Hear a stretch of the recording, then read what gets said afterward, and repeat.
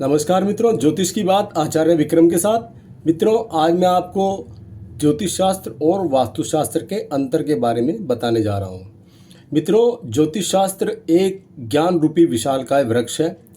वास्तुशास्त्र, अंकशास्त्र और tarot cards ये सभी इस विशालकाय वृक्ष की शाखाएं हैं। मित्रों, आइए अब आपको मैं ज्योतिष और वास्तु के अंतर के बारे में समझाता हूँ। मित्रों, एक व्यक्ति जिसने अपने पूरे मकान का निर्माण संपूर्ण वास्तु के हिसाब से किया है, लेकिन वह व्यक्ति परेशान है।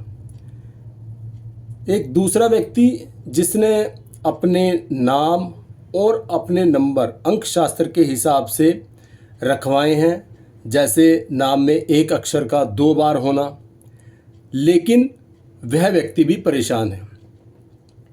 अब वह व्यक्ति एक ज्योतिषी के पास जाता है और उसे बताता है कि मैंने अपने संपूर्ण घर का निर्माण वास्तु के हिसाब से करवाया है और मैंने अपना नाम और नंबर अंक शास्त्र के हिसाब से रखवाए हैं, लेकिन फिर भी मैं परेशान हूँ।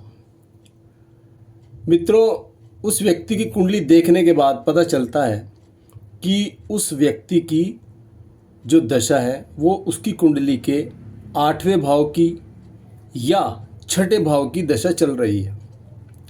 मित्रों, जब किसी व्यक्ति की 6ठे या 8वें भाव की दशा चल रही होती है तो वह आदमी परेशानियों से घिरा रहता है, और जब तक ये दशा चलती रहेगी तब तक वह व्यक्ति परेशानियों से घिरा रहेगा। मित्रों, मेरे कहने का तात्पर्य ये नहीं है कि वास्तुशास्त्र, अंकशास्त्र या टैरो कार्ड्स महत्व नहीं रखते।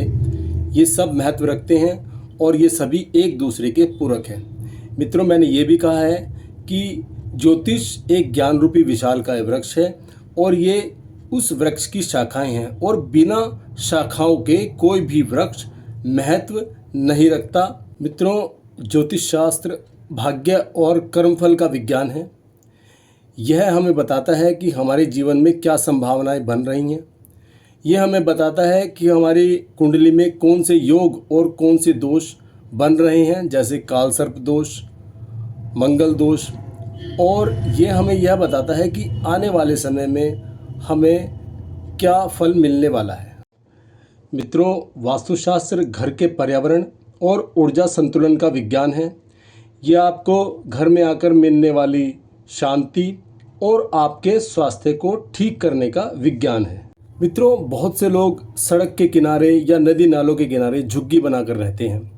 उनका शुरुआती जीवन बहुत संघर्षशील होता है और फिर कुछ समय के बाद वे उन्नति करते हैं और एक कामयाबी की ऊंची छलांग लगाकर बहुत बड़ी कामयाबी प्राप्त करते हैं। ऐसी जगह रहने वाला आदमी धन और प्रसिद्धि प्राप्त कर रहा है।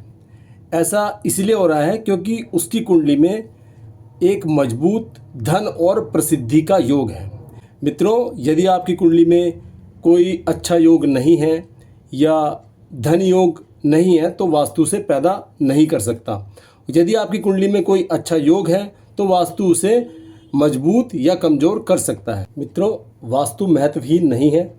वास्तु का एक अपना ही अलग महत्व है। वास्तु हमारे जीवन में 30% काम करता है, लेकिन ज्योतिष हमारे जीवन में पूरे 100% काम करता है। मित्रों, लोग अपनी समस्याएं लेकर मेरे पास आते हैं और वो कहते हैं कि पंडित जी, अगर हम वास्तु करा लें तो क्या संतान उत्पत्ति हो जाएगी या हमें सरकारी नौकरी की प्राप्ति हो जाएगी। तो मित्रों, यदि आपकी कुंडली के अंदर संतान का योग या सरकारी नौकरी लगने का योग है ही नहीं तो वास्तु उसे पूरा नहीं कर सकता। नमस्कार मित्रों, अगली बार फिर मुलाकात होगी ज्योतिष और आध्यात्म के एक नए रहस्य के साथ। नमस्कार।